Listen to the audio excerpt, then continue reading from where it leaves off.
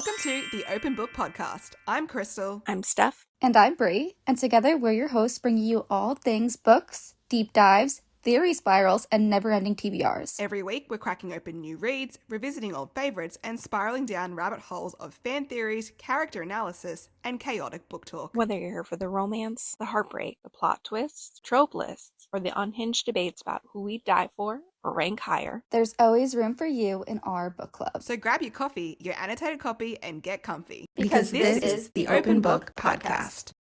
Hey guys, welcome back to the Open Book Podcast. Here we are diving deep into stories that I guess kind of stick with us. So today we're going to be diving into Quicksilver by Callie Hart. If you haven't read it, it's obviously the Fae and Alchemy series. That's the first book. The latest book is just come out, Brimstone, which we will be diving into as well. But we thought we'd do a bit of a recap, a bit of a review, kind of give you our thoughts and feelings around the whole universe. You know, we do love to deep dive into things, and romantasy is something that we all enjoy here on the pod. So we thought, let's get into Quicksilver. Steph is obsessed with it. She has many copies. I absolutely love it. And we kind of got Brie into it as well. So I think the idea today is we really want to kind of, I guess, go through the vibes of the book, give you a bit of a recap. We'll give you some spoiler-free sections, and then we'll also give you some spoiler sections as well. So just listen out for those little, I guess, segments. This book, honestly, like, it has everything. It kind of goes through, you know, a story that's, I think, very different in the romantasy world. You know, you've got your strong FMC. You've got like a very, I guess, basic magic system to kind of get your head around, which is great for us to kind of get our head around. And obviously the MMC is everything we want in an MMC. He's a shadow daddy. He's a bit morally grey. He's obviously a bit of a yearner as well, and like that kind of hero that we someone you want to like totally root for once you find out his true. Yeah, you think he's like morally gray, like you think he's terrible, morally gray when you first are initially introduced to him, but then you're like, yeah, oh, you learn about him. Yeah, you learn about him, and those are the best ones. The mystery to unpack, as well as obviously the story of romantasy, but like the mystery within the characters as well.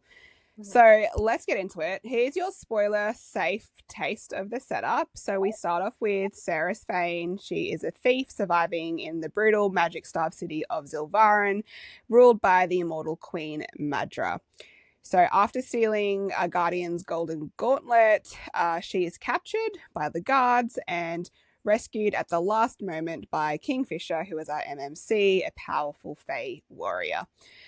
He drags her through like a Quicksilver portal, hence the word Quicksilver, into the Fae realm of Yvelia, which is basically a world of magic with courts. It's where all the Fae kind of live. It's a century deep in secrets, and it's just like a whole, I guess, another universe for Ceres to kind of, I guess, explore. She had like heard about the Fae previously, and obviously she's now kind of realizing it's real, and there's a lot more outside of like her kind of, I guess, world or province, or the third is what it's called, like where she kind of lives and grew up.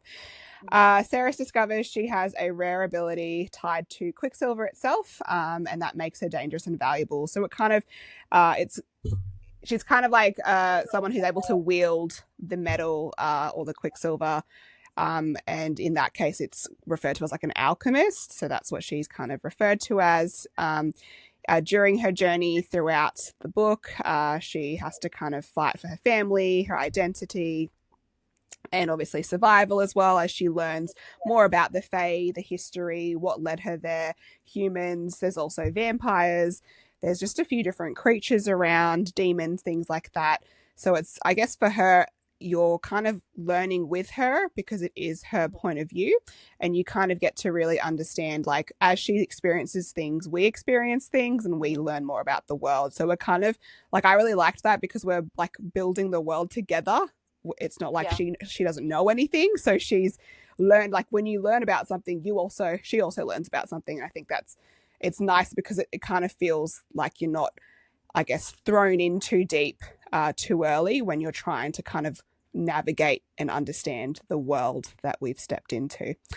But yeah, if you haven't read it, this is your warning, because from here on, we're going to jump into some full spoilers around Quicksilver, and we will, give you our thoughts and theories. So, Steph, take it away. Okay, so basically we start off in Zilvaren. Ceres is introduced to us. She's obviously a thief, and she is living under Queen Madra's rule. We are introduced to, she's in like a fight with one of the guards, and she is in a situation where she's snuck into the main city and she is not supposed to be there. She kind of pretends to be ill, and coughs, which introduces you to kind of this opinion of those who are in the third, and saying that they're contagious. They're not supposed to get out of the third. They're like contained in there. And so we realize how much oppression her and her family, friends, everyone in the third is under. We're also told like lying is death. She is in this fight. She describes like the garb that he's wearing. He drops this gauntlet and she's like, that is so much metal. It could feed me and Hayden, her brother, for an extensive period of time. So she's like, it's worth the risk. I'm going to steal it.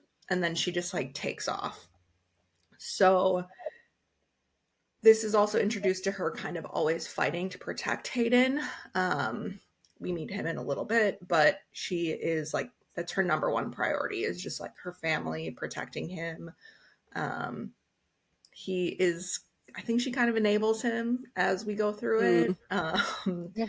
But it's her younger brother, so what is she going to do? So she steals this gauntlet. She's climbing up this sandstone wall, which I think is interesting how they also describe it, because it kind of is foreshadowing of Madra's rule and the Silver City as a whole, because she's like, one wrong kick and all of the sandstone could come down. So she's like, is this wall going to hold when I jump on it? I don't know. And then it does. She seems a little shocked. She's climbing up this wall. And then we're introduced to, all of a sudden, the gold is talking to her. She's like, and we're like, what the heck? And she's like, no, not here. Like, don't let this happen here. Okay, why is the gold talking to her? Like, why does she know that this metal... It's like so random too. It like came out of nowhere. You were like, wait, what?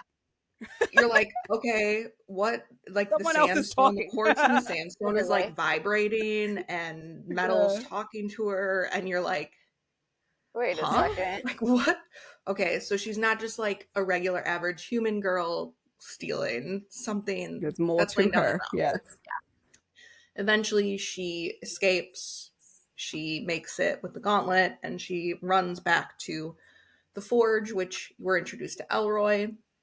We're given a little backstory there. I could probably go into him for a very long time, but I won't. So then Elroy's like, get out of here. This is so dangerous. Why would you bring this here? He once helped the rebels and made like weapons and daggers and such for them. But he does not deal in that anymore. He is worried about people getting murdered.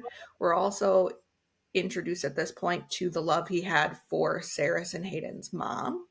And she was like murdered in the streets. And I think that probably was quite traumatic for him. So he turned over a new leaf. He's like, get that out of here. And then we are introduced to Hayden, who's laying beaten up in the street.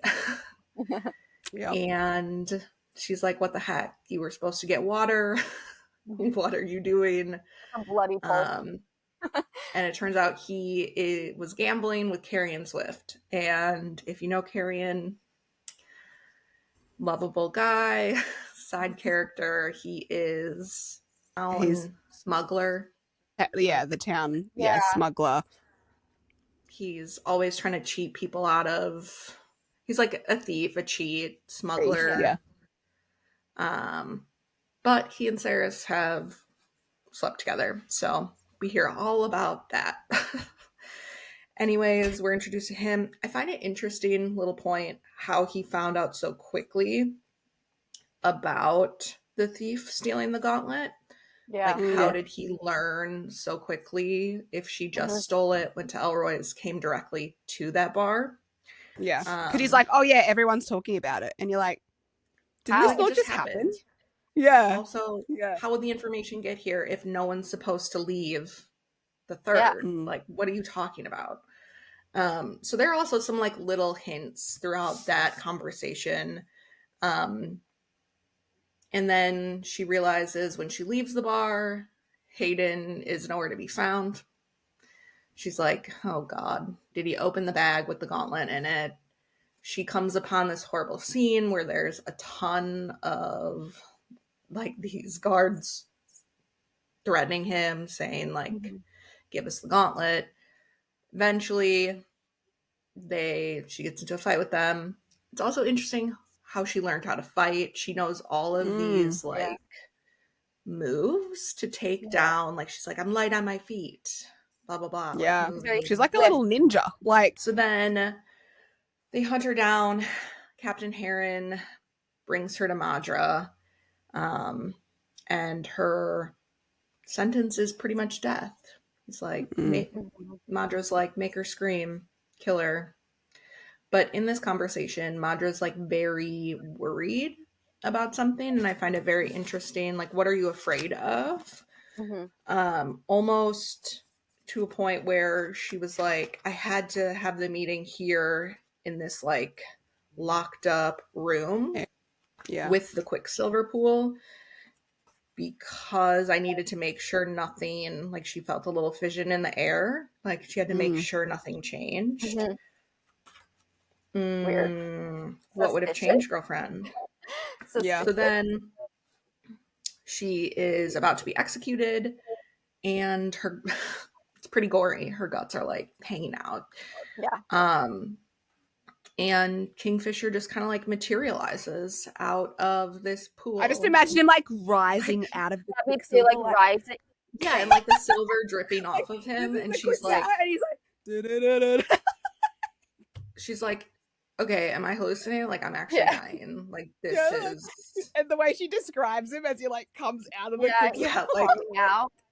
And she's like, oh, it's death. Like death has come to take me. Death come to take me. Yeah. She's like, oh well, it is. Okay, well, you know, it's time. I'm gonna die now. So he just comes out of this silver pool, and we're introduced to him, and he's like, it's so funny. You gotta be kidding me. Because he's like, what the fuck? Yeah. He's like, what the fuck is happening?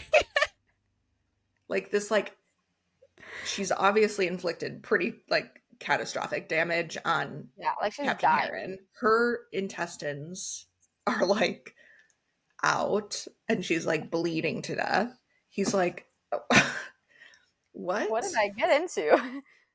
So then he pretty much just like scoops her up and takes her. The darkness takes me, and she thinks it's death, like come to claim her. And we're like, okay, cool. So that I would say is like the first part. Callie gives you so much information when you go back. Like on your first read of it, you're like, wow, that all happens really fast in like that first set of chapters. But there's like a lot of foreshadowing. She puts down like a lot of Easter eggs, a lot of groundwork for you that you really only pick up when you go back to it. But I think it's more like he's popping through there and he's like, cool, this is supposed to be my mate, this girl with her like intestines on the ground. I'm like, oh, fantastic. What are the guys waiting to be? Like, she's gonna die. Like, this is not a reward. What the hell? Literally. Like, what the you imagine that? Love at first sight. Sorry, my guts are out. Yeah, like blood just everywhere. Like, oh my god. I would be like, this is very descriptive and gory. Like, I find so gory. It was. I didn't realize it the first time I read it, but the second time I was like, oh, it's actually really gory. Yeah. Okay, same, because I was like, oh my gosh, so the sword comes out. Like, she was like, the sword was, I couldn't pull it out because it was like holding me together. Yeah. And then I went, oh my God, that's like actually way worse than my brain. Made it to Yeah. be. admitted that. Yeah. My brain said no in the first read. Part 2, we're in Yvelia. Saris wakes up and she has, I don't know, she's kind of confused. She's like, I just was dying. Death came and got me, but now I'm waking up in this fluffy, comfy bed. I'm a little confused. Mm-hmm. What is happening? And we're introduced to Everlane, who is, we find out is Kingfisher's half-sister.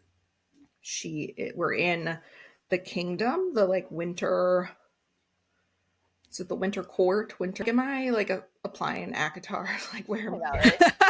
No, because it sounds similar. Yeah, I'm pretty sure it's Winter It Court. does, yeah.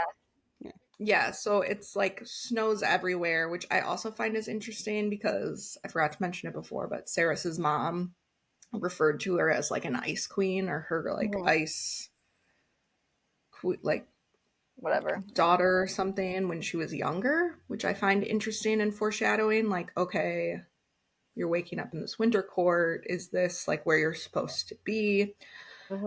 This is where Saris finds out that Fae are real. And obviously she didn't know that they were real. She was always told that they were like savages and terrible and yada, yada, yada. The whole story about how humans are always told like these different creatures are evil.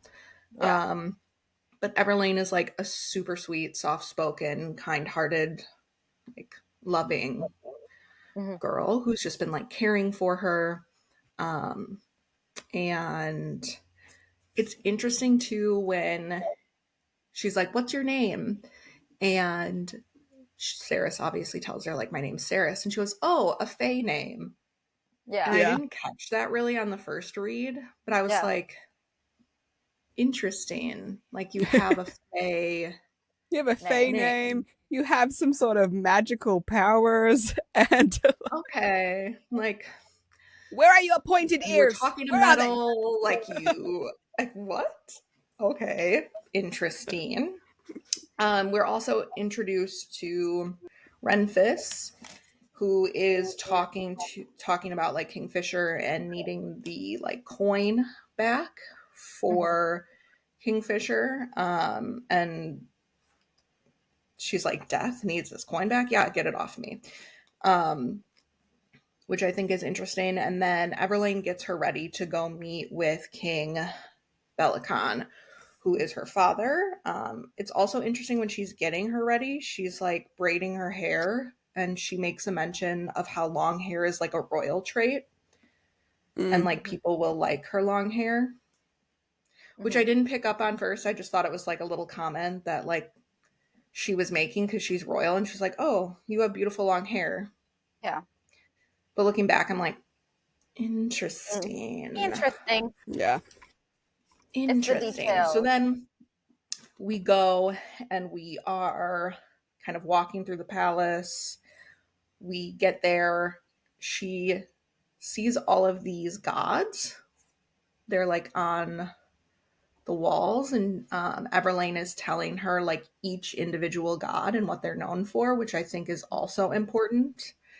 And it lays down stuff that we will eventually need later on that becomes important when we're introduced to the gods. And that's when we meet King Belican.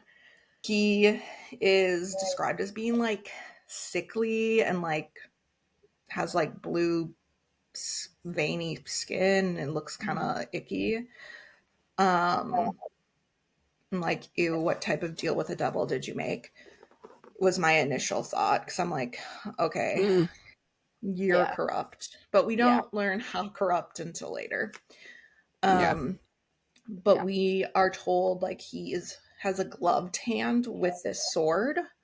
So I didn't really pick up on that the first time through, where I was like, okay, it's a gloved hand. He can't hold the sword. Like he's not chosen to be wielding that. Interesting. And then we're introduced to the like other woman who's sitting up on the dais, who's like a seer, named Malway. And she Oh, well, first Kingfisher is brought in, and they're calling him a dog. And he's like acting really feral and really wild and just kind of crazy. Yeah, it's like a little crazy. Yeah. And the court is pretty much demanding that King Bellicon kill him. He's like a traitor. They're just saying, like, strike him down, like, kill him, get him out of here. And obviously Everlane's like, that's my brother, like, Malway, do something. Well, Malway is this seer who has like cloudy eyes, and she states this prophecy, which I don't know if it's just like a false prophecy or she's like making it up to save him at that point, or if there was some truth to it. But she says Kingfisher doesn't die at the hands of Bellicon. Like, he's not going to die at your hands. And then there's the second part, which is like the gods must be obeyed. Let's see. Lest the house of Debara fall.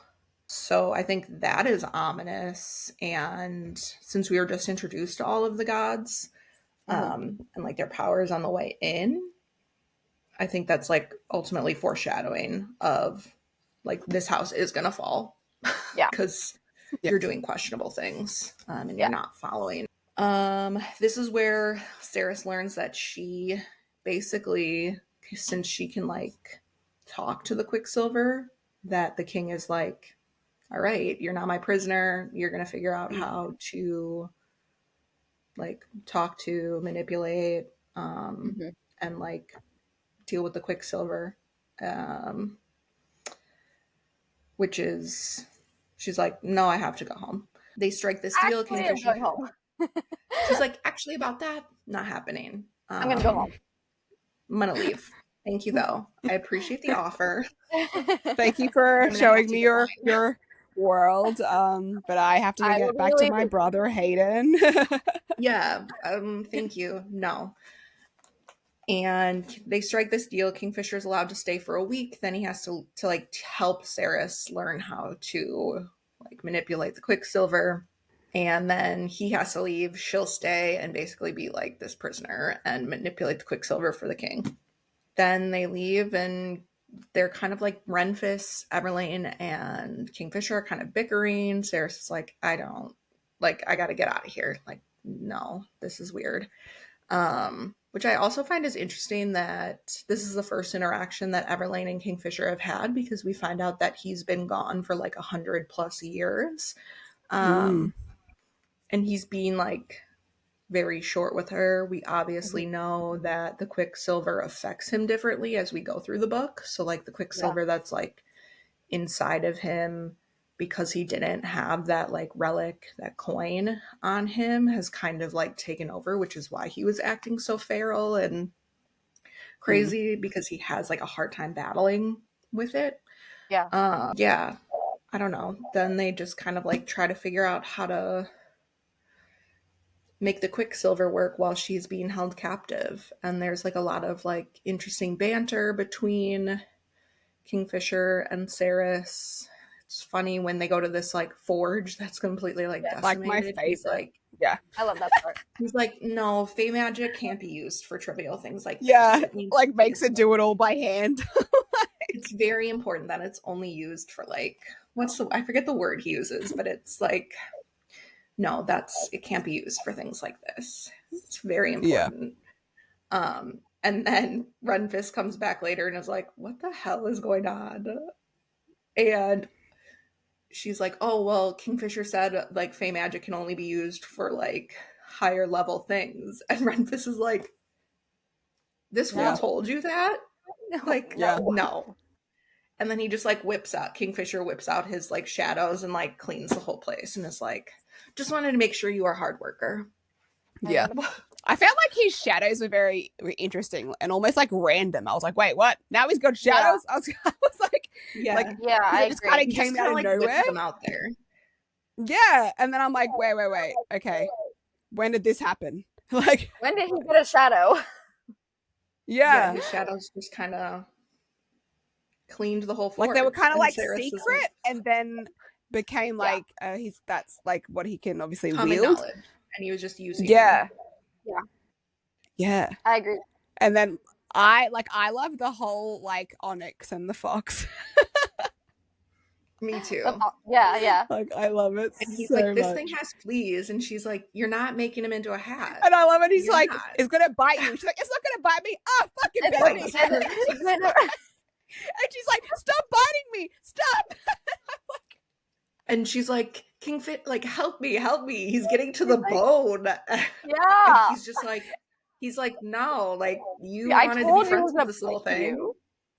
Like, It's nah. the funniest. Yeah, I love like Yeah, that that was really balance fun. of like you're learning like when so she goes to the forge and like she's learning like why they need these relics, why like they need to like use the Quicksilver for their soldiers, all this kind of stuff, to help with the war and all this, and to be able to kind of travel through the Quicksilver. So the Quicksilver like connects all the different realms, and like she's the only one that they've seen in a very long time that's able to manipulate it or activate it. So I find that really interesting. And then you get like the fox. Like, there's like heavy real world problems that we're like trying to like deal with, and then there's this fox named Onyx, and she's like, I want to keep the fox, but it's biting me. And then like he's like, what the fuck is this human doing?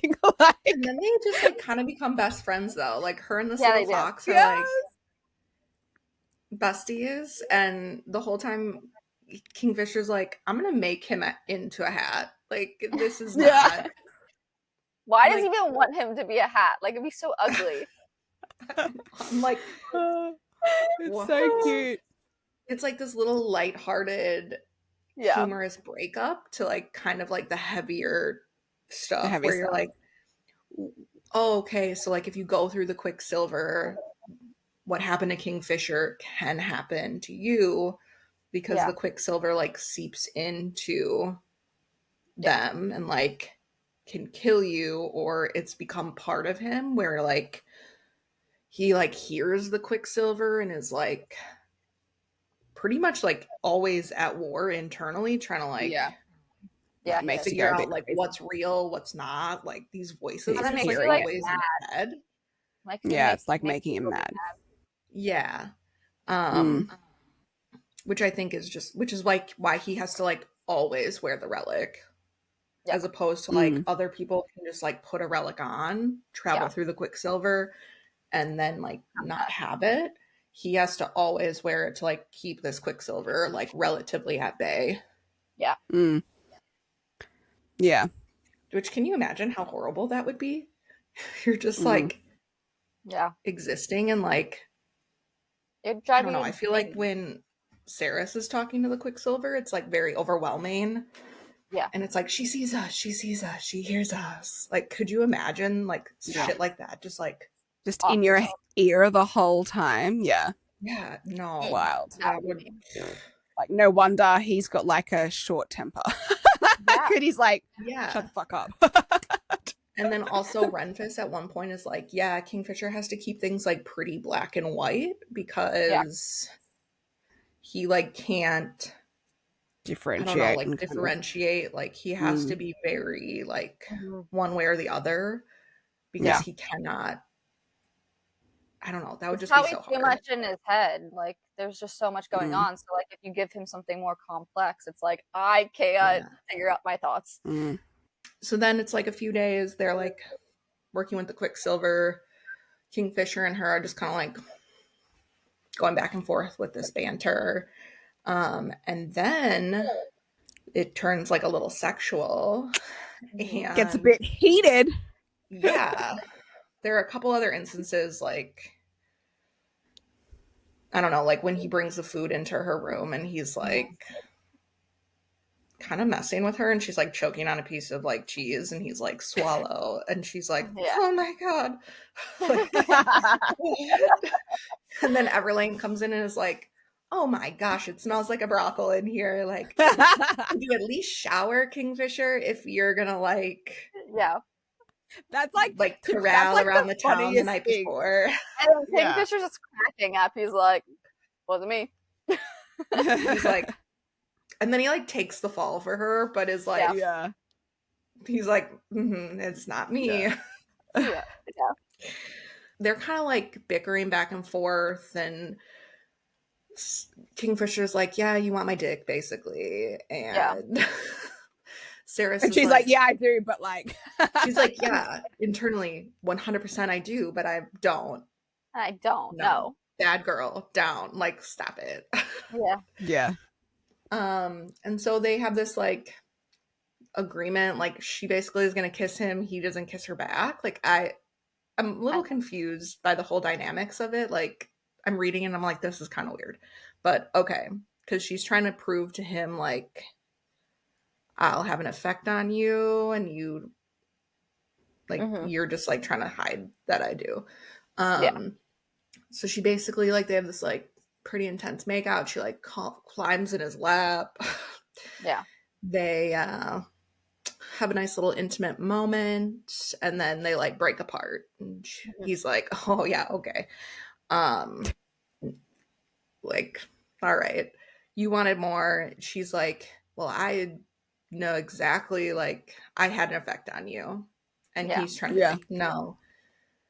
At that point, I think he leaves, and then she decides to, like, basically escape. Yeah. She climbed on his lap, steal the relic, which we find out, and she's like, I'm going through that portal. I'm going back to the third, and I'm getting out of here. Yes. Yeah. Like, so she, like, packs a bag. She, like, gets some, like, food and stuff. Because obviously, like, that's the other thing. I guess she's gone to a world where they have food and they have clothes and they have all this stuff. And, like, she's starving where she lives in the third, and she's stealing to kind of make, like, I guess, eat. So she's, like, packed a bag of, like, food and, like, clothes. And then he sees it and he's like, I looked at your bag. I think she's being sneaky, but I'm like, okay. So then she eventually, like, gets to the, like, pool, like, Quicksilver pool. And she's about to go through it, and Shadow Daddy just shadows into the room. And he's like, where you going? Hello? Like, you weren't that sneaky, girl. I knew exactly what you were doing. I'm still here. He's like, you thought that you would just leave? And I'd be like, bye. Like, what? So then basically they make this blood oath. She agrees to help him to make the relics, to control the Quicksilver, to help all of, like, the soldiers, basically. And he agrees to go back through the Quicksilver, back to the third, to get her brother Hayden. Which turns out to be, like, actually, like, a big task. So I'm like, wow, he had an hour to do it. That's insane that he would even agree to that. Like, okay. I'm like, yeah, wow, very interesting because, like, obviously he's like scared of the Quicksilver himself because of obviously what it's doing to him. So it's really odd that he's like, yeah, I'll go through it. But then he's like, I can't go through it twice because she asks for Elroy and Hayden. And he's like, I can't do it twice. Like, there's no way I'm going to survive that. So it's like, how did you think you'd be okay with the, like, one time again? Like, yeah, I'm like, what? Yeah, like, it's, like, weird. And he only has one relic, so he knows he has to, like, with the one person, like, he knows he has to put that on them. Get them through. But he won't have it. Yeah. And he won't have it. So it's like, that's like a really big, I don't think she realized, like, he probably took the L on that bargain. Yeah. I agree. Yeah, and then basically he brings Carrie and Swift and not Hayden. Which is the best. Like, that's not him. That's not my brother. She's like, cool, my one night stand, the smuggler, the thief, the, like, grifter from the third. Cool. So he's like, he's basically the fuck boy of the third. Like, literally the fuck boy. And that's not who I wanted. No. And it's funny because, like, she doesn't even notice at first because obviously he's, like, covered in the Quicksilver, and like, when they go through, because they're supposedly, like, human and they can't, like, deal with it, they, like, pass out. And she doesn't even realize it. And she's like, what the fuck? This isn't Hayden. Yeah.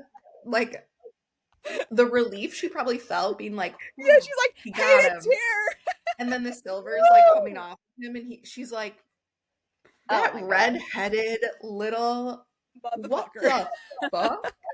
Like, excuse me?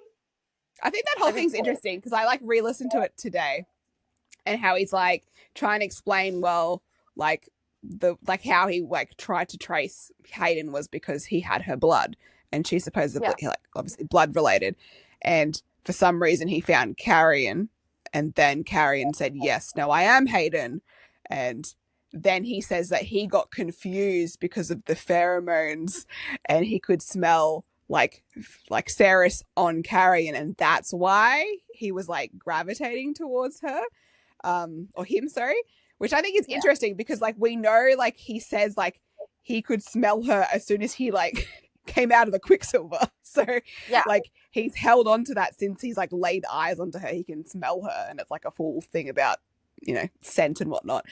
So I'm like, is that just him like being like consumed by this scent that just, you know, you're obsessing over until the point that you actually obviously get to that intimate moment, or is it something else? Because like it's just weird. It is and weird. For me, I'm like, okay, yeah, he says he could smell her, but okay, so the scent, yeah, but he had her blood and was looking for Hayden. Could it be that there's some like blood lineage? Like, is it just the scent, or did the blood lead him to Carrion? Because like was it like know curiosity to be like, I can smell her here, who the fuck has she been fucking? like to me it's like giving that like jealous. And we know that Carrion and Hayden are like near each other in the third, right? Yeah. So obviously it would lead them close, and then he smells her, so he's like, boom, got him. Could the blood have also been leading him to Carrion? Like, could they be related? It's like he didn't like forget the smell, so it's almost like, why would you need the blood? Yeah. Right? You know what I mean? Like if he that's it. Like if you could just go off the smell, why did you ask for the blood? Yeah. Why'd you ask for the blood? Right? And I'm like, okay, so the blood had to have led him partially, right? Like, and like the pheromones, but like, he's not an idiot. No. So like, was there like multiple factors? Like, yeah, Carrion said, I'm Hayden, like to try to like protect Hayden. Yeah. And then there was the scent, but like, was the blood also kind of pointing at Carrion too? Like bringing him to that location? Yeah. I agree. I don't know. Food for thought. It's just weird. I don't know if Callie would have that happen, but maybe. Yeah. Stranger things have happened. Imagine. Familial situations. Well. Because we find out Carrion, we find out his backstory later on. So, yeah. So that's kind of like the second part. And then when they get back with Carrion, they basically escape the castle and they leave. And they go on this like long horseback ride. Yeah. And so, and they end up in the village of Ballard. But that's kind of like that second part where we're also given like a ton of information that you really only realize when you go back and like slowly read through it. So then when we are in Ballard, we kind of get Kingfisher's like backstory and how he became who he is. And it's like a pretty traumatic past. We have Kingfisher's mother's statue in the square. And we find out like he made a blood oath that also forces him to do these horrific things. And then we also find out he was trapped in this labyrinth, and we get the whole story on how he was like manipulated and he was in this maze looking for this coin for like 100 years. And that's kind of when we find out about, I don't know how to say it. They're basically vampires, but they're called like I don't know how to say it. But that's when we find out right. I don't know about the vampires I don't know. and Yeah. Malcolm. I feel like when I was reading, I was like, wait, we got vampires now? I was like, so I was like, that was me. I was like, where am I? When did a vampire come here? I was like, are like they fae vampire? Like they're fae vampire, so they're like an elite vampire. They're not just like Whenever I think of vampire, I'm like thinking like Dracula. Like I'm not thinking of like, you know what I mean? Like I'm just like picturing. I'm thinking Twilight, and I'm like, I'm thinking Vampire Diaries. I'm all thinking Twilight, and I'm thinking like glistening chest. Like I'm like, there's Stephen and Damon. I'm thinking of a guy in like a cape. Like, okay, so we all have different visions. I'm like, okay, it's the Cullen family. Like, they're not scary.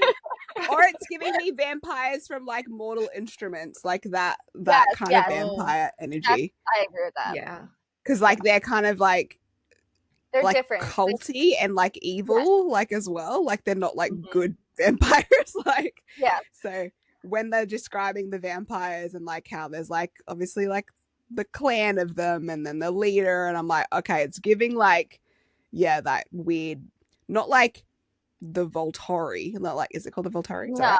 Like it's not like that vibe, but because that's like ancient, it's still giving like everyday people, but like vampires like, and humans that is a vampire.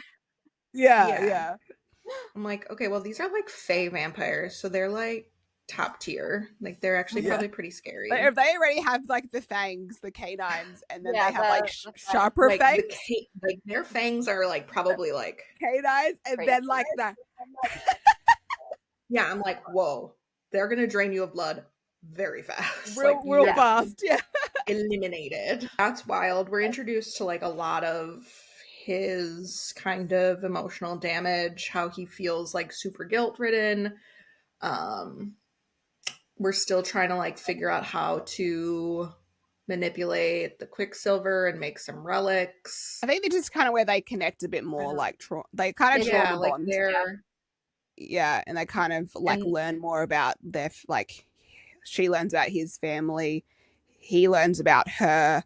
Like I find it really interesting. There's like the whole thing where he like decimated a whole city, but then which kind of gives him that like morally gray, but then you find out facts behind it where you're like, oh, well, he was like manipulated, and like is it also the section where never landed? So Malcolm's a piece of shit. And then like a little later on, we find out like about like Kingfisher's mom and like what he left him, like about Steris and like that whole section too, how she like basically said like someone's gonna come. like she like knew, don't worry, your mate will be around, your mate's coming. And then we find out like, oh, this is probably why he's pushing her away too, because he's like, I am gonna go mad because of the Quicksilver. Like my end is not great, so I'm gonna go crazy. So I don't want you to fall in love with me. I'm gonna be mean to you a little bit. I'm gonna push you away because we're not gonna have any type of happiness together at any point. Agreed. Which gives you that like tension, that like push and pull, that back and forth. Like they're trying to fight it. Like her internal monologue is just hilarious. Like every time she like looks at him, she's like, God, he's so fucking hot. Like and she's like, why does he not wear a fucking like shirt or whatever? And she's like, I'm like, I love it. Ooh. The sexual tension is just like, okay. I know. I'm like, wow. Okay. And like he's straight up like, I mean, I could just fuck you right now, but you know. And she's like, when they're like dinner. Excuse me. Ren is like, he's gonna have dinner with you. I told him he needs to apologize and have dinner with you. They're like having dinner, and they're like, I just imagine this giant like floral arrangement in the middle of the table, and she can't even see his head. And she's like, Yeah. I love it. So funny. Their banter is like very good. Yeah, it is. Yeah. They both want each other. It's like different too. Like I find it's different to like other dynamics, like other romantasy dynamics that are out there. Like it's like you still get that kind of like you know, like kind of like enemies to lovers vibe with like morally grey background, but with the banter in between, and then like it will just be like banter and then be like, okay, let's fuck. And you're like, wait, what? Wait. Like Yeah. we are? Like, you know what I mean? Like huh? She makes it a little it's like- humorous in a way. Like, it's yeah. just like, Whereas like yeah. normally it's like slow burn and nobody says that they want to fuck until like Yeah, we get and to the fuck or like moment. people are alluding to it in like a casual way. Yeah. Yeah, so it's more that build up to He's the like fuck it. very Yeah. like He's blunt. He's just like, He's like, well, okay, let's fuck this is then. how it Like is. Yeah, let's do it. and I'm like, what? I'd be like, huh? it's like the best. What? Keeps you on your toes though, because you're like, wait, are they going to? Yeah. I'm like, is it now? Yeah. What's gonna happen? When's it happening? Yeah. Yeah. So I would say that they like really their connection in this part like really deepens. Yeah. And like we also start to find out like it's much deeper than that. There's the potential like there's the mating bond, which obviously one of the tropes of the book is like fated mates. Yeah. And their bond is pretty intense. It's like nothing else. Yeah. And they and kind then of we learn also- about that, I guess, with each other. Like they kind do. of Yeah. like trying to like he's trying to figure out what it is exactly, like because obviously he's got the Quicksilver, and like is it the mating bond? Is it like what's happening to him? And she's obviously just like, I mean, I don't really know because I have nothing to compare it to. Well, then She's like, I she's don't like know anything talking about Faye. to. I don't know who she was talking to. I forget the person's name, but it's the person that has like all the tattoos like on her. And she's like, "Is that normal?" Like, and they're talking about like how like the gods mating bond or whatever. Like, oh, we just do it now because that's so rare. Like, and like she's like, huh? What do you mean it's so rare? I think I've seen something quite similar to this on someone. Interesting. The tattoo thing is crazy though. Like, yeah, it is. Yeah. And then also while all this is going on, there's like the vampires are trying to like they're like fighting. They're like in a war zone. Yeah, no, they're like in the middle of war. Like, so like the vampires are like trying to come across this like frozen, is it like a frozen lake type thing?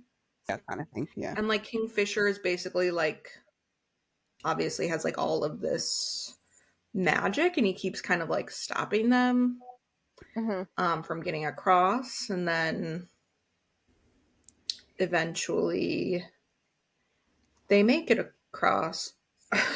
So then we get to like the last part of this where it's like we're in the labyrinth, we're with Malcolm, we find out pretty much like how atrocious Malcolm is. Find out also that Belicon and Malcolm have been like the corruption runs deep, and they've been working together. Yeah. They're looking for this coin that Malcolm originally like tricked Kingfisher with. Saris is like listening for this coin. She can like hear it, so she's like trying to. She separates from the group. She's like, I'm gonna go find it. She goes back. Malcolm corners her. There's a battle to the death. She ultimately ends up being the one to kill Malcolm, which we find out is actually makes her now the ruler of the vampires. Yeah. Yeah, which is like wild. Like I was like, whoa, okay, so now she vampire? Like I was Yeah, like, so now she's a vampire. That's like a transformation. She's like a hybrid Fae / version vampire. Well, she was like Fae really injured, vampire. and they like transformed her. Everybody's like, what does this mean? Yeah. Malcolm's dead. Like, what? Well, she got like injured, right? And then like the transformation happened. Yeah. Yeah. Because I It think was like doesn't he they like had to kind of like save her. Like if it They had didn't to save happen, her. she would have died. Yeah. So Because I think they basically were just gonna like change her, and I think they like had the thought like she was just gonna be Fae. And then when she Yeah. like transformed, that's when they like found out she was half yeah, Fae. she came back as like a half. And they're like, wait a second, like that's not right. Like, whoa, excuse me? Basically, like she reunites with Kingfisher as this like hybrid thing. But now they have to like determine how to like go forward as like the ruler of the vampires. Yeah. She's like I the don't know. queen. It like creates like all this whole additional world of like horrible things that they now have to deal with. Yeah. I think it's funny, like on top of this, then you find out about Carrion and how he's just like been like a Fae. Like from like the lineage. The whole time. The whole time he's he's like, oh yeah. Like he's the next in line for the throne. It's actually his throne, and you're like, what the fuck, dude? He just like says it too. It's like, see, it's that's like what I always. It's just like, oh yeah, so like, oh, yeah, I don't know what he also. says, but he's just there. Yeah. And you're like, Carrion. Like, where? How are you here? But then also it makes me wonder. So like, Carrion obviously was like looking out for Hayden and Saris in the third. Yeah. Like, we know that Kingfisher's dad got stuck trying to save baby Carrion and bring him to like bring him through the portal, and then the portals got deactivated, so like he got stuck. Like Carrion obviously knows a lot more than for sure. There's so much more going on behind the scenes like that we don't know, especially with like their mom, like Carrion's grandma, like there's so much more happening that I don't think we have enough like we don't know. So I'm like and like how old is Carrion? Does it say how old he is? I don't think so. I think it does. I think he's like 17. Is he younger than Kingfisher? I don't remember. Because Kingfisher is 1733. Maybe he was. I don't remember. I don't know where it is in there, but I do think it says. Let me see if it's online. Because he's been if he's. It's been a long time. Long time for him to like. It's almost. How old is he? Approximate age is 1095. Ah, so Kingfisher's like 700 years older than him. Yeah. Wow. Yeah. Because I'm also kind of like, does Kingfisher's mum, like, is there, like, because she obviously knew a lot of what was going to happen and what is happening. Yeah. Yeah, like, did she know that, like, you know? Because it's all just, like, too, like, coincidental that you were supposed to get Hayden, you get Carrion. Carrion's like this dude that's actually Fae and is entitled to the throne this whole time, and you're like, what the fuck? Like almost like intentional that he came through the portal and not Hayden. Like it's like you know, like if Hayden came through, Carrion would have just been stuck over there and we never would have known who he is. Exactly. And there's like a bigger part that like Carrion's gonna play. And he has a much bigger part to play. He has to come through.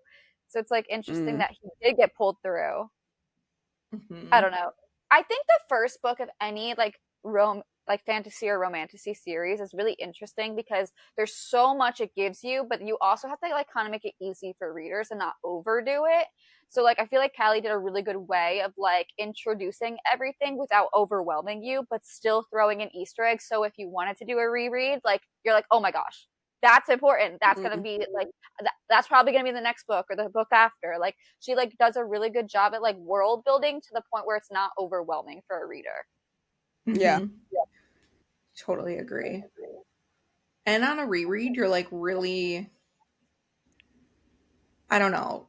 You like focus on little things that you didn't originally see, like just Yeah, like and how you're you like, mentioned, like her hair, like how it's long and like royal and stuff. Like like a first time read, like you're not really picking that out because it's not important. you're kind of just Yeah. like, oh, You're more reading for like a vibe. yeah. But yeah, I guess that's like the general consensus of That's like what So, happens. a I mean, really we do find long-winded synopsis of the that book. was Steph's breakdown. Um, You yeah, get so I guess just like theories, foreshadowing, lingering questions. mm-hmm. I got a lot of them. I've got a lot of them, I got a including lot. the vials with the flecks of metal. Yeah, like in the very beginning, we're introduced and given names Yeah. for like these seemingly insignificant people, like the vendors. So like there's the one vendor, I forget her name, but she only deals in like fruits and whatever, right? Mm-hmm. But Mm-hmm. they say like, oh, she could still lose her hands for that. Um, but then there's the other guy who deals in like snake oil, which is these vials that have like liquid, but the liquid has like little flecks of metal in them. So like mm, Is that important? why? that He's seems like, strange to just yeah, like give you that it does. information and have it Especially because be we know how irrelevant. big metal is in the series. Like it's like a very big substance. I mean, like literally she's an alchemist, so like it feels Yeah, weird. so it's Vorath Shah. It says teeny fragments of metal that he claimed contained traces of arcane magic. Hmm. Mm, Interesting. but why? Mm, And what can we use that for? Yeah, like yeah, what would and glass vials full of cloudy liquid that were supposed to bestow gifts once you drank them. Gifts huh. that had Because long imagine been if lost that's to what she could us. use. Imagine if you could do that instead of the relics and the Ooh, yeah. rings. You could use You do like vials with vials. Quicksilver, and that's how people Ooh, could travel between the realms without that'd be Yeah, having cool. a relic. Yeah. I've cracked it! That'd be cool. You cracked the code. You got it, yeah. Krystel. And then also, like, we have Queen Madra, who's supposedly human, right? But she's And been she's living for so thousands old. of years Yeah. And Yeah. she's like and very like still looks young. young, beautiful, whatever. Yeah. Yeah. What agreement did she make and with who? And what type of Yeah. weird Yeah. sorcery is occurring? Yeah. It's Mm. giving like some weird oath or something that like keeps her the way she is. Mm-hmm. And the And fact she that she traded was like something for it. working so closely with the Fae, like it was very, I don't know, it's very suspicious. Right? And then Yeah, she like was she so knows and she has an worried. agreement. So she's like, let me have Yeah. my world and I will do what I will with my people and I will leave Yeah. you Yeah. be. And Yeah. you can use my Quicksilver whenever you want to use it. Like, do you know what I mean? Like, Yeah. That's exactly how it's giving. Yeah. And I think it's interesting too because they talk about how the gods have been lost to the sands, Mm-hmm. which is intentional by Madra. Like she doesn't want anyone to remember the gods or like have a connection to them. Yeah. So mm, maybe because we were introduced to them when we get to Yvelia, there has to be more to that too, and Yeah. about like I agree. she betrayed them, like, and Yeah. also King Belicon with his like that like Malway's prophecy, like the house will fall, like lest you listen to the gods. Yeah. mm. Yeah. Like It's there's weird. some type of weird something going on in the background where I'm like, I don't know. And she was so afraid. She was so Yeah. She was afraid. really afraid. Well, who taught you this? Mm-hmm. Also, I think there's probably more to Hayden and Saris's mom getting killed. I think there's just more Because, to them in general. like, why would you just, like, kill a prostitute in the street for carrying like a couple little daggers like that, unless she was like actually more deeply working with the rebels? And then they quarantined the entire third, Yeah. saying that they were contagious. So like what was going on in the third that Queen Madra was like, I have to lock him down. Yeah. I have to lock him up. I agree. Because this is going to spread and then I'm going to lose power. She was so worried. She's like, who taught you how to fight like that? Like, who taught you? What do you know? Yeah. What is the phase goal here? Well, And I was always like, during what? my read, I was like, how is this Saris like human? Like, I was just so confused the whole time. Like, I was like, she has to be more than a human. Like she's able to like manipulate all this like metal. Like, I was like, yeah. And you're just gonna tell me she's like a human girl, just like doing that? Yeah. Like, that's not normal. You You're can not do all supposed to have these things that like Faye can do, but you're and human. also like something weird is happening here. Something there's weird. A lot more. Also, my other thing is it possible that Elroy could be Kingfisher's dad? I don't know. It's a thought that popped into my head when I was rereading everything, because he escapes, with Carrion. And he's just like, I don't know. It seems also interesting that Saris and Hayden's mom was very adamant about Saris working in the forge and like being with Elroy and like hiding her alchemy. And like, what did she know? And why was she pushing? I don't know. That's another thought that I had. I haven't worked through it all the way, but Unhinged theory, Saris and Carrion are related along royal bloodline. Maybe not first cousins. Yeah, like maybe it's like a distant thing. Somehow in the umbrella, they're related. Elroy is Kingfisher's dad. King Belicon is sketchy, and Madra is related to that sketchiness. I think they all were in cahoots with Malcolm, and I think it really threw a wrench in their plan now that Saris has taken over and is also part vampire. Yeah, she's and like the blood queen. Really interesting to see. Well, I've already read part of it, but it'll be really interesting to see how the vampire like court or world like take to her, responds to her. Yeah. Yeah. I'm interested to see like the whole, like the whole sterilization thing and like the mark. Yeah. Like that whole component. I find that like is bizarre. Like, first of all, like his reaction to it is like, wait, what? Like, was wild. What are you telling me right now? And he's like, can you just explain it to me? Am I getting this right? Like after like the hook up and whatever. And he's like, the next day he's like, where do you go get this plan B concoction thing?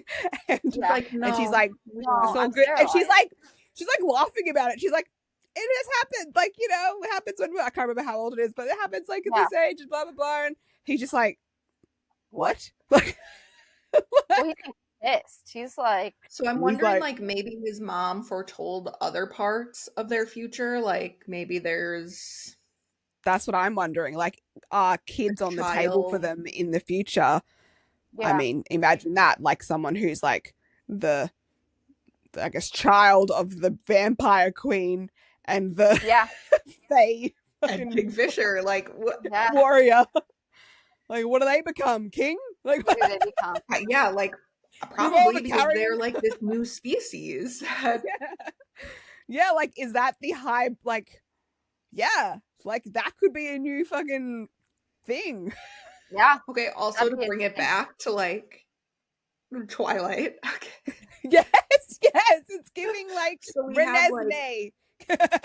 This like hybrid human vampire thing that like they search the world to find another one, right? And they're like, oh, I reached peak age at whatever. Yes. It could be like against nature. People could be very upset. I don't know. I think that's interesting to think about. Like, I feel like why bring up the sterilization if it's not important? because if you don't Yeah. catch it, it's like this little conversation about the scar. Yeah. Yeah. His reaction seems over the top. And then it's just kind of like, Yeah. And then it's like and brought like up I get one it more from like, yeah, and like I get it from like a point of view, like obviously with romantasy, and most authors like to have a conversation with characters around consent and contraception. Like I get that. Like obviously Rebecca Yarros does it. Like they make sure they have the conversation, and if anything changes, which is like with pregnancy tropes, they always say if something changes they will have had a conversation about it. So if in that world there's some sort of magic that prevents it, obviously, or they're have some sort of concoction they can take. It's like a tonic. They're always talking about like that. Like a tonic or an elixir or a spell or whatever, and that kind of helps them prevent it. It's kind of like they've had that safe sex talk. Do you know what I mean? Like we're still, whereas they didn't have that. Obviously, this is like because they just kind of went at it, and then afterwards he's like, "Oh my god, like this is the situation," and he was like, "We I were find irresponsible." it really interesting.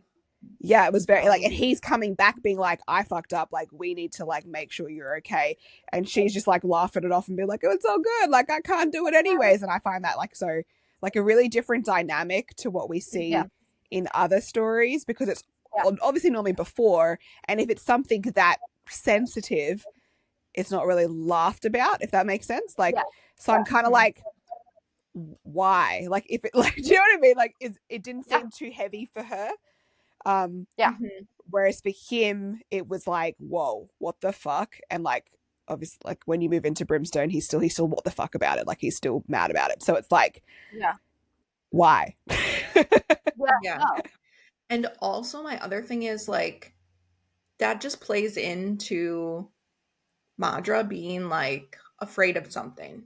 Because she does not want. Is there a prophecy of like their kid will be the one to whatever, kind of end all wars and rule? Like, I can see that. Yeah, and I also, this is not related to that, but I think it's interesting how Hayden, so like obviously at this point we don't know, like, is he alive? Is he not alive? We don't know. We don't really know anything, like what happened. We don't really know anything right now.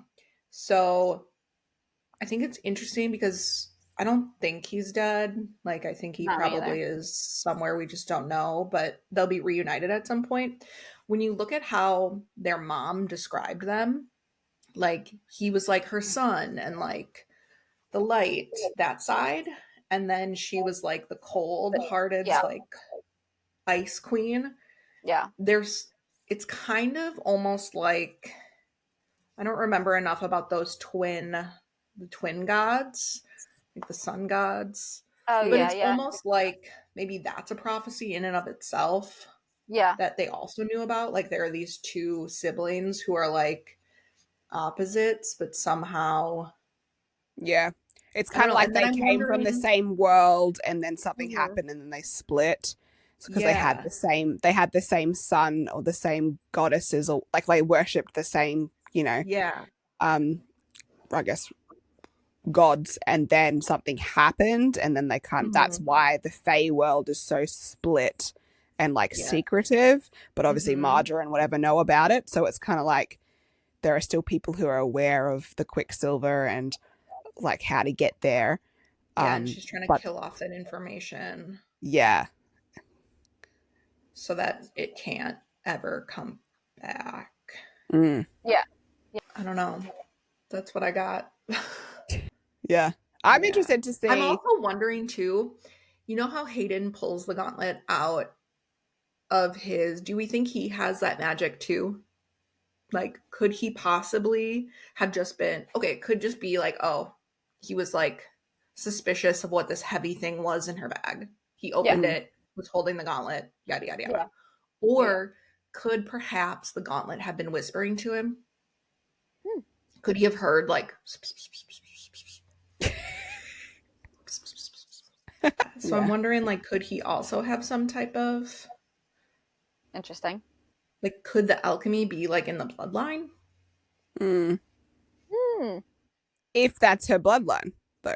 Yeah, if it's the bloodline. If that's her If it's bloodline. not, because it's also kind of giving like, I can't remember what book it is, but like she is Fae and was like taken and like put into the human world. Like it's giving that, and she doesn't know. So like she's not actually, she could be related to Carrie and like she like people, all that kind of stuff, because she doesn't actually know who she is.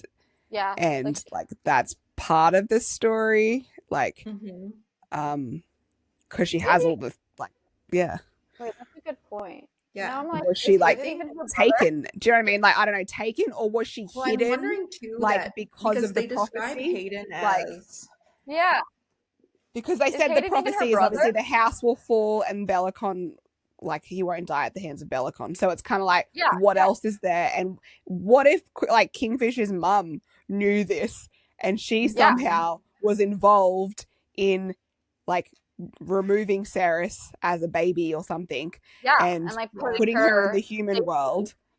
Yeah. And then she grew up with like putting her with the mum and blah blah blah. Not uncommon. I'm also like, wondering.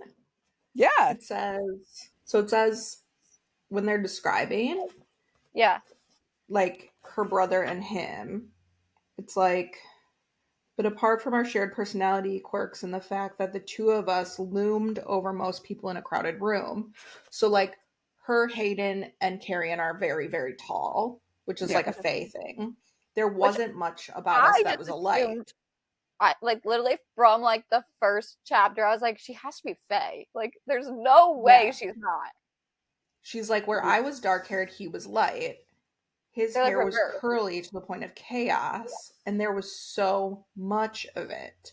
His eyes were rich liquid brown and bore a gentleness to them that my blue eyes did not. Yeah. They had to be like different. She used to call him her summer child. She'd never seen snow, but that's what I had been to her. Her ice storm, distant, cold, and sharp. So could it be that all three of them are Fae, but from like different lineage? Yeah. Like they, like the three kind of like the court babies system, were saved somehow in order to protect. Yeah. I don't remember all of the like, I guess so-called like kingdoms within the Fae world. Like I don't remember like if it's described at all, but like maybe we got a map. We haven't. I know. I just don't. I read on Kindle, so like it's hard to like flip back and forth. So we have not been to Lycia, which is so also I find it interesting. Lycia, we do know that there's going to be like a water-based one because that's like a serpent, and I think Callie said that there's going to be like a watery. Like I'm just wondering if like the features that her and like Hayden and even Carrion like all have, like I wonder if it would resemble like a certain area, because I feel like that's a lot of times like in other fantasy books, like a certain color eye or certain hair color, like that probably just don't have that one yet. Yeah, that will be like from a certain like region, I guess you could say, like a certain kingdom or a certain court or like whatnot. Like I feel like a lot of fantasy books do that, where like eye color or like just characteristic is like super, super important for like a specific place. So I'm wondering if that could be involved. Yeah. Like I feel like that's small. Yeah, there has to be more, right? I mean, like I always think back to like Akatar and Sarah J. Maas because that's like my thing. But like each court like is like everyone kind of looks very similar in like their specific court, you know? So I'm wondering if like that could play a role. That makes sense. Yeah. I'm wondering too, there's Everlane calls Ceres Lys. Yes. Initially, like she's like, I've been calling you Lys for the past 2 weeks, for the past week, whatever, 10 days. Something like she was out. Yeah. Well, she's like, what's your name? I don't know if that's any type of relationship to Lycia. Yeah, like maybe the area. Yeah. I can see that. Or like foreshadowing, or like just like because it was in her mind. Yeah, that could become. I'm interested to see like with the like where we go with the dragons, if that makes sense. Yeah. Yeah. Okay. That the dragon that was in the Winter Palace, like the last dragon, the weird look that Kingfisher gave it, the story about it. I don't know. Maybe there's more dragons. I could totally see it. Maybe there's more dragons. Kind of Well, like. when I saw the word brimstone, I was like, it's got to be about dragons. Well, yeah, Like fire, yeah. fire and dragons. So I'm like, this brimstone, we're gonna get some dragons. We're gonna get dragons. No, but I agree. I feel like that's where my mind went to. Yeah. So I'm And I like, just what's the feel next one gonna be called? That's my other thing. I mean, we'll do that in the next Do we one. know? Do we know what it's gonna be called, the third one? There are 5 books. I know she said in an interview that one's going to be like water, the water, Lycia, sea, serpenty situation. Gotcha. I feel like, but I don't know anything about the other. I don't remember, but I know that there are 5 books in this series, right? I think it's 5. I think so. Yeah. Possibilities are endless at this point. So many options. I don't know. I think so. Overall, what are your overall thoughts and reviews then? When did you first read it, Steph? I read it when it first came out, when everybody was hating on the cover. Everybody was like, ew, I'm not picking up this book because the cover is ew. Yeah. And I was like, oh, I think it's cute. I first read it in 2024. I think I bought it because of the cover. I was like, well, this looks fun. I was a cover hater. People were like, no, I'm not going to read it. And I was like, oh, what do you mean? I was a cover hater. I did not like that cover at all. That's okay. Yeah. But I also read it when it was indie on Kindle. It was like getting really popular on Book Talk. It was still indie. It wasn't even like in the charts yet. And like, that's when I read it. And like, did it have that cover on Kindle? Yeah. Yeah, it did. Oh, right. I want I have the Kindle version. Cover like that. Yeah. Now I feel like it needs it just to like kind of match the vibe, you know, like, or like put Saris on the cover or something. But like, well, and I feel like this cover just had so much more meaning. Oh, we never talked about little Osha, the O'Shealith. How do we miss the little O'Shealith, the butterflies, and how you think it's an insult at first? Yeah, but it's not. You're like, yeah, these butterflies just like hatch and die really quickly, like you. Yeah, and you're like, she's like, what the fuck? But then there's like, she's like, why is he calling me a dead butterfly? But really, it's like such a deeper meaning and so cute. Yeah, it's very cute. But yeah, I forgot that. But then I was like, okay, but the cover is so meaningful. It is very meaningful because of the butterfly. Yes. And I'm like, the butterfly. There's Kingfisher. His like, we've got the silver. We've got his. No, it is very meaningful. It has like, a lot of Easter eggs within the cover too, like of the tattoos. Yeah. Ugh. I feel like for me, when I first read the book, I was not in like a fantasy mood, and I'm such a mood reader, and I went into it because like it was being talked about so much, and I have like severe FOMO. So I was like, you know what, I'm gonna read it, and I was just not. I didn't get pulled into the story because like I just wasn't in the mood for it. So then like I was like, I don't really care about it. Like, and I saw it blowing up, and I saw it becoming traditionally published, and I was like, I didn't find it that good, but then it was my own fault because like I just did my reread so we could kind of talk about it all together, and I liked the story so much more. Like it was a lot better than I like remembered it. Like there was so much of this story that I totally didn't even remember. Like I didn't remember the vampires. Like I don't know if I read it blind. Like I must have the first time, because the second time like reading it, I was like, you do tend to do that because you read so many books. I was like, where was I? But it was really good. I think and fantasy too is hard. You have to be like ready to take on. You have to be ready for it. The world, like, because we read so much like contemporary romance that it's like easy to like jump to like different real world locations. But with fantasy, you have to be like, whole new world.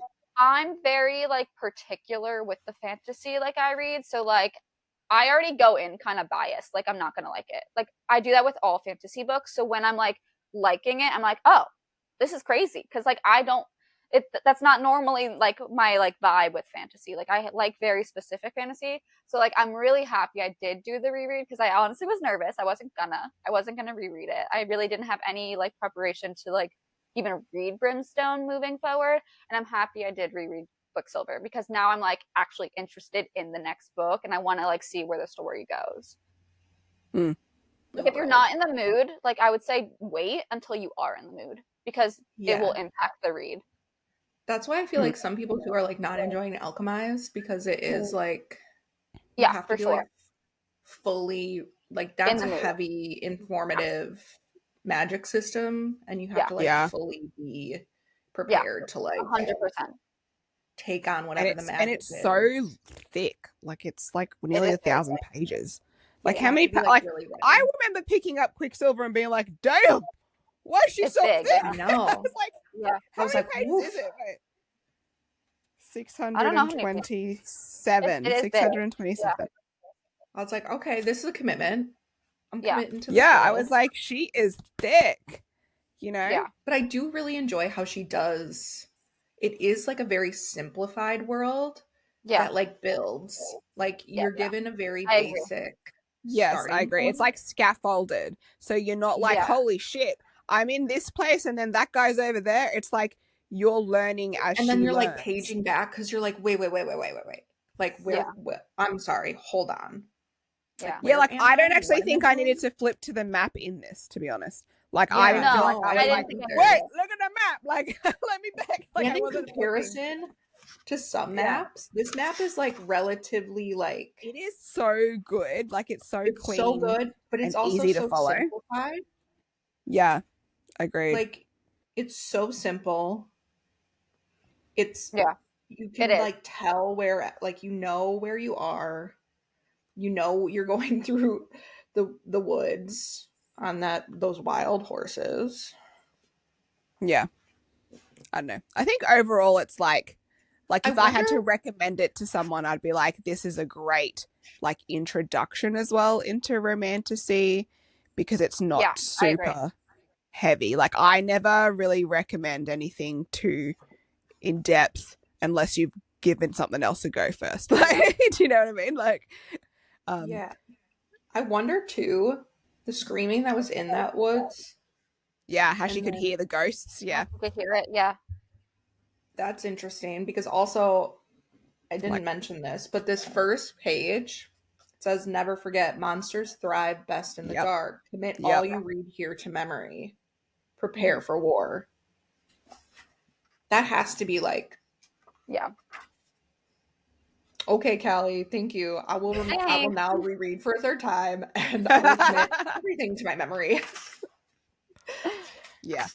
I kind of feel like you have to kind of like with anything, like you'll read the second one and be like, okay, now I need to reread the first one again. Yeah, like it's just constant back and forth. It's like a constant like circle. How many times can you bounce back and forth? Till we get the next book, obviously. And I feel like every reread you find something new because you're like focused in on like a different thought process or like you want to deep dive something else deeper. Like I feel like every time to buy more tabs. Yeah, every time. I was like, oh, I don't need that many. Like, I don't need that. I don't need too much. Yeah. But then I was like, what the? It's just there's so many little Easter eggs that you don't catch. Yeah. And Callie's just given us so much. Now I love that though. Really dive into Brimstone. I do feel like the audiobooks like give it a bit more. I want to do like a fully immersive where I'm reading it, listening to it.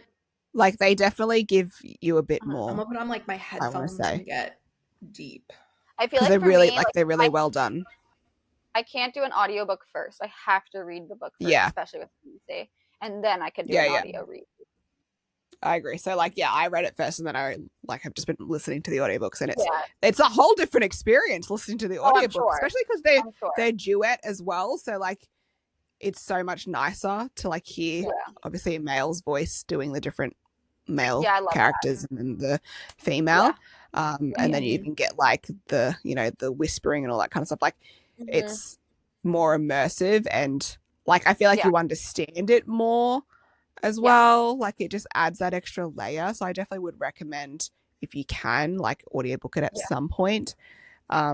It's just a vibe. I mean, the spicy scenes always hit, that's for sure, in an audiobook. Yeah, as soon as my Audible re-ups, that's my next But you know what's funny is like I'm like a 1.9 speed, right? And then when it gets to spicy scene, I'm like, wait, I just want it. What does it sound like on 1? I just need to know, because like obviously 1 is like normal, right? And I'm like, it's so slow. It's so he's slow. He's like, just write it out, and I'm like,